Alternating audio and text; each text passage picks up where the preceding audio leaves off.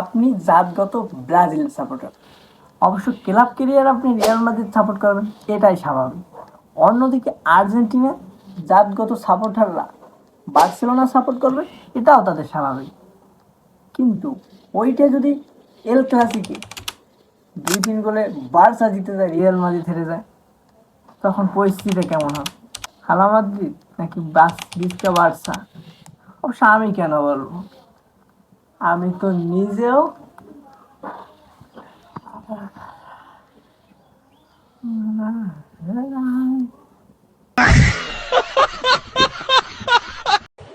এই সময় কম, শুরু করো।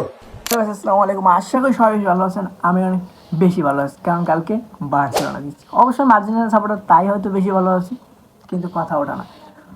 এল ক্লাসিকে কোপা দে রে ফাইনালে সবসময় একটি বড় চমক দেখা যায়। আর যদি সেটা বিপক্ষ হয় বার্সেলোনা বা রিয়াল মাদ্রিদ, তখন খেলাটা তো অন্য লেভেলে চলে যায়। বার্সা রিয়ালের ফ্যানদের মধ্যে কামড়াকামড়ির পর্যায়ে লেগে যায় কোপা দে রেতে। ফাইনালে সব কিছু ছাপিয়ে বার্সেলোনা কাপ নিয়ে গেল 2-3 গোলে জিতে। আপনি এইটা জানলে অবাক হবেন যে কালকে ফাইনালটা রিয়াল মাদ্রিদ খেলতেই চায় না। তারা তারা তাদের মতামত ছিল কোচ রেফারি বদলাইছে। তারা ভাবছে রেফারি এইরকম করবে।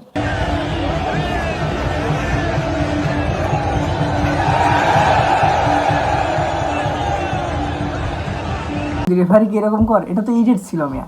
রেফারি কখনো এরকম করে না, তাদের বাবার দশে এরকম ছিল। এমনকি এটি পেনাল্টিও তারা নেয় নাই। আপনার খেলা সম্পর্কে ধারণা দিই।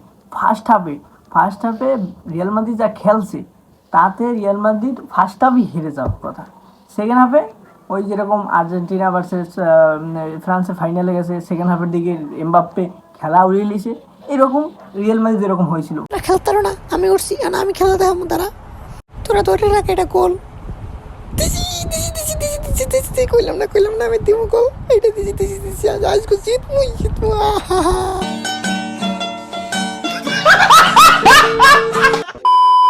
ফাইনালে লাস্ট হাফে খেলা একটু আউলের পর্যায়ে গেলেও কিন্তু সেটা বার্সেলোনা আবার সেটা ফিল আপ করে লিস, ওরা রইতে দেয় নাই এবং শেষমেশ কাপ নিয়ে গেল বার্সেলোনা। আপনি একবার ভাবেন, বার্সেলোনায় কতজন নাম করা তারকা আছে, রিয়াল মাদ্রিদে কতজন নাম করা তারকা আছে। বার্সেলোনা অবশ্য নাম করা তারকা লেভানডস্কি, লামিন ইয়ামাল এখনও ছোটো, তেমন বড় স্টার হতে পারেনি, হয়তো ভবিষ্যতে, ওটা অন্য বিষয়। কিন্তু রিয়াল মাদ্রিদ এমবাপ্পে থেকে গোলকি কর্তোয়া, তাদের ডিফেন্সও সব লিজেন্ডারি ডিফেন্স। এবং ব্রাজিলের তো জোকার অনেক আসি রিয়াল মাদ্রিদে, তাই তো আরও জোকার টিম হয়ে গেছে রিয়াল মাদ্রিদ। এত ব্যর্থতার পরও রিয়াল মাদ্রিদের কোচ অ্যানসেলোকে ব্রাজিলের প্রধান কোচ হিসাবে নিয়োগ দেওয়া হয়েছে। একেবারে সম্পূর্ণভাবেই মানে সত্য খবর, নিয়োগ দেওয়া হয়েছে।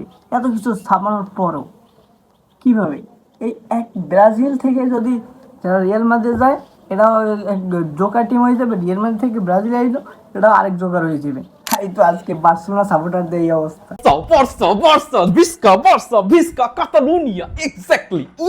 আর রিয়াল মাদ্রিদ এই অবস্থা। कल हरा दिया बापू आर्सेनल ने, जल्दी आ जाओ बापू, वापस आ जाओ वापस।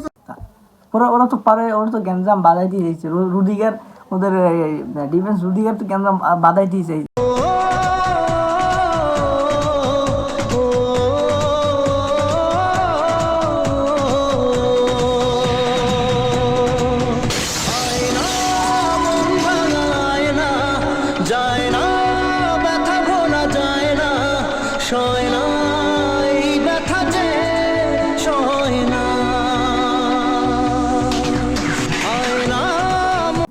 কি আর হবে, এর তো যারা ভালো খেলছে তারাই জিতবে, এটাই নিয়ম। আজকে এই পর্যন্তই গাইস। ভিডিওটা ভালো লাগলে লাইক, কমেন্ট, চ্যানেলটা সাবস্ক্রাইব করে দিয়েন, আর রিয়াল মাদ্রিদের জন্য দোয়া করেন।